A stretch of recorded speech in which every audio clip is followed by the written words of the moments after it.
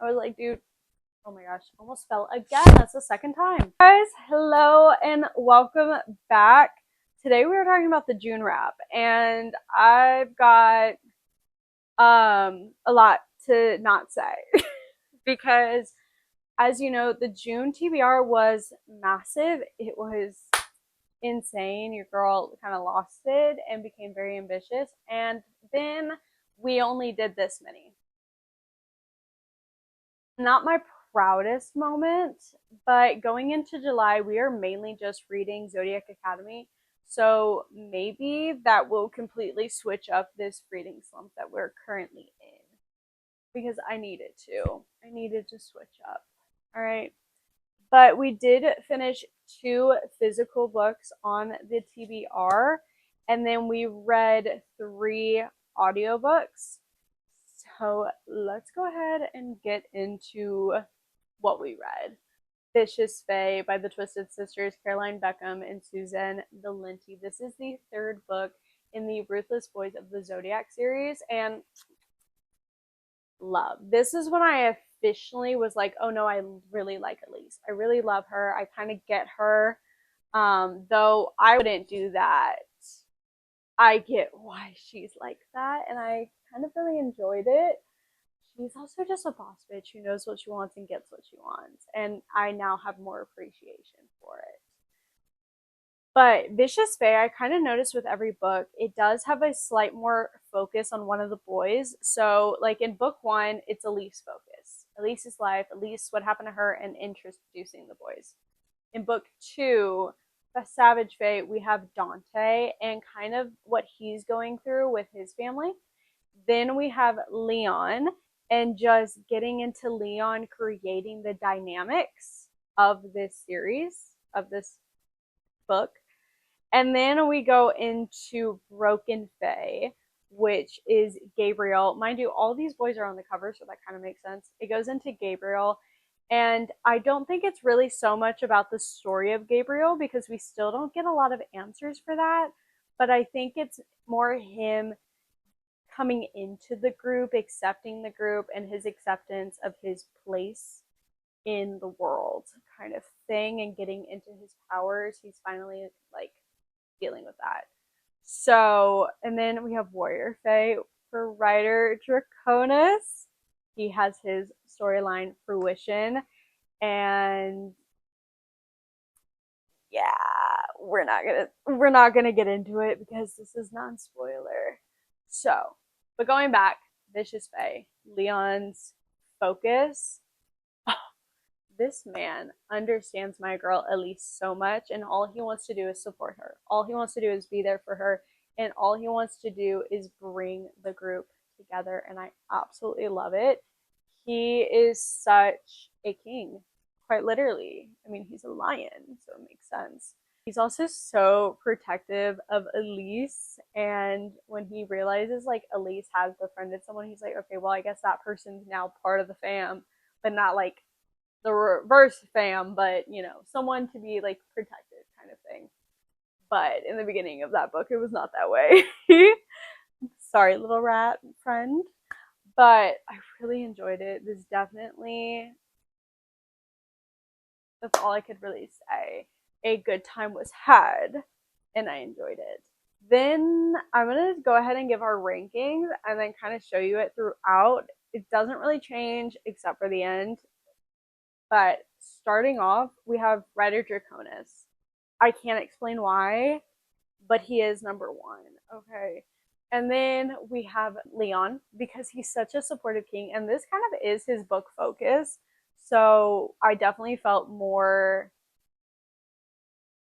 feelings with him because we kind of sat with him a bit longer. It felt like we got more into his mind and how he operates and works, and you know all this stuff, what he finds important in life, and why him and Elise are so good together, kind of thing. And then we have Dante. Savage Fae was his focus book, so he was definitely higher last time for his book.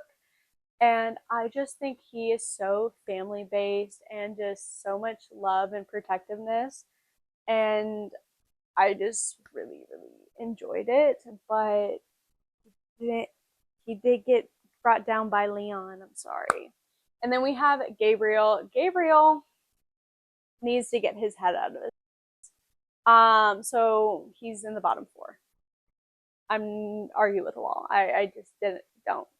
At that time, couldn't be bothered. Vicious Fae was 4 stars, so I definitely recommend. Next is King of Sloth. This is a contemporary romance, and I liked it. It took forever to finally get off my TBR, but I definitely enjoyed it. Nothing crazy though, so it was a 3-star book, but I definitely think this was a nice palate cleanser to have. This is about Xavier and Sloane. Xavier is a rich party boy whose father wants him to take over the company, and he hates his father and doesn't want to do that. He definitely has a big fear. And this is kind of him conquering that and doing things in his own way. And I liked the little twist that we had for him. And then we have Sloane. Sloane is a businesswoman to her core. She is a publicist, and Xavier is her client. The party boy needs a image cleanup, and Sloane has been working with him for a couple years. But when something happens in Xavier's life, Sloane is there to help pick up the PR pieces, and slowly they get closer. And I really loved how we got to see their tumultuous work relationship turn into more, kind of like a friendship to more. And you definitely get some pining from Xavier. He definitely likes this woman. And she, like, her mindset about, like, her emotions and, like, all that stuff was kind of heartbreaking and heart-wrenching.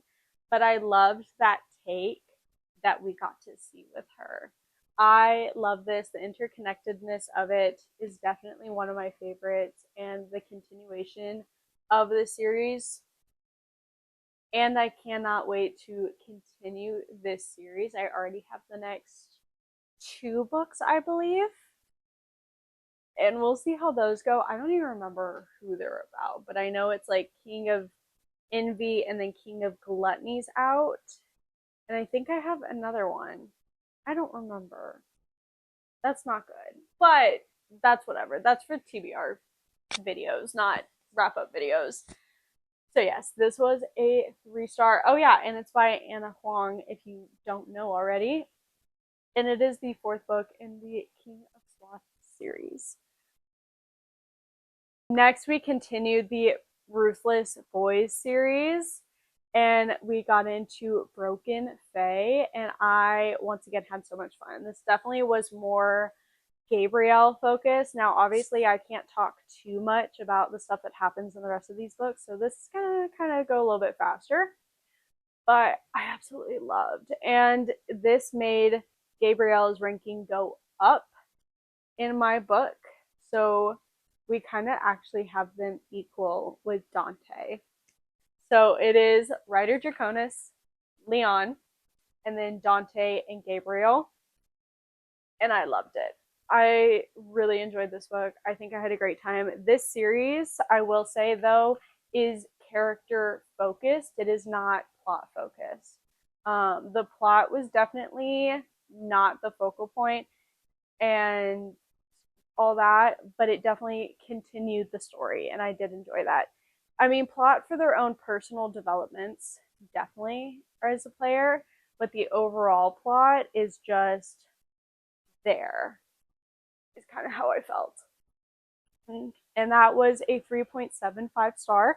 Then we read Warrior Fae, which is one of my favorite books. It's that and Vicious Fae that are kind of equal for me. The reason that Warrior Fae is so good because, one, it's the last book of the series, so everything wraps up in a perfect bow, and I absolutely loved it. 2, this is really concluding everyone's storylines besides Gabriel's. His is kind of still left a little open. We don't know about his past still. But this was also just Ryder Draconis focus. Definitely wraps up Ryder's storyline because it's been getting complicated throughout the series. So it definitely made sense that it was the last talked about. And I think it helps with the conclusion quite a bit with certain characters that. Anyways, it was so good. It concluded everything, and the amount of epilogues we got, there was so many, and the crumbs in them were my favorite part, probably. Of actually, no, not my favorite part of the book. Like my second or third favorite part of the book. I have a lot of different other favorite parts, including the spice. The spice was very good. I will say it. I have no shame. Okay, sadly my phone died, so I cannot use the mic because I kind of need to get the filming done right now. So we're gonna do the rest of this video without the microphone, and I apologize. I don't know where we ended off, but I know I was telling you the ranking. Warrior Fae is a 4.5 star series for me, and the rankings changed a little bit. We have Ryder Draconis. Can I say Dante, Leon, and Gabriel are all even? So look.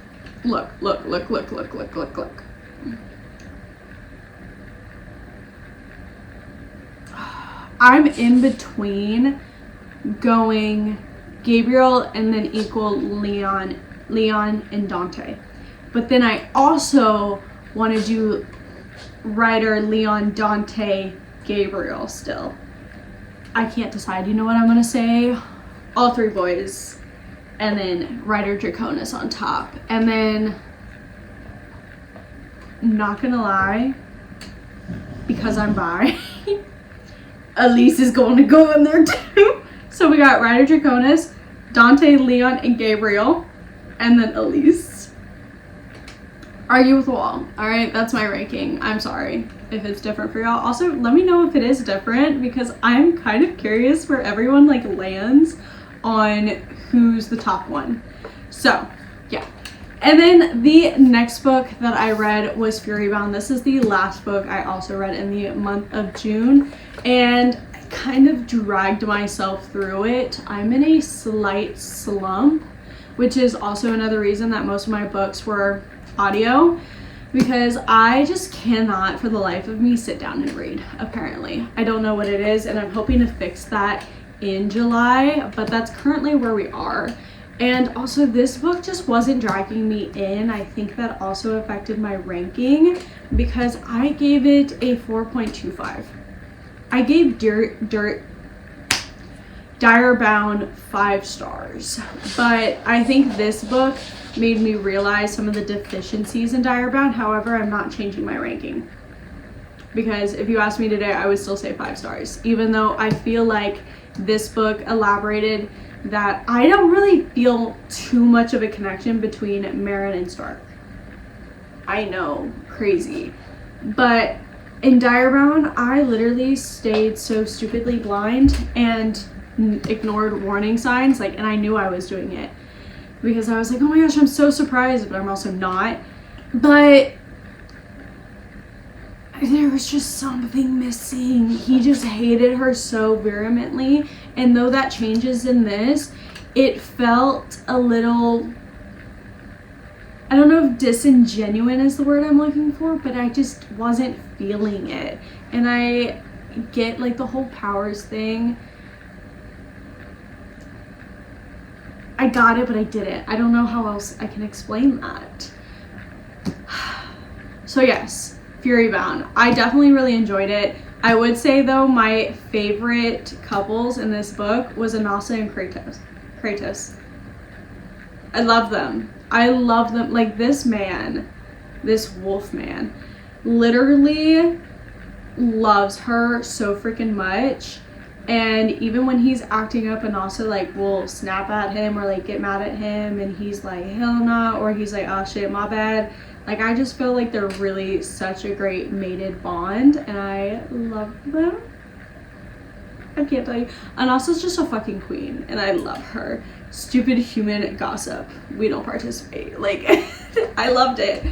So that was definitely my favorite. The way that Kratos talks to Stark too, and kind of like makes fun of him, breathed new life in me every single time, and I really enjoyed it.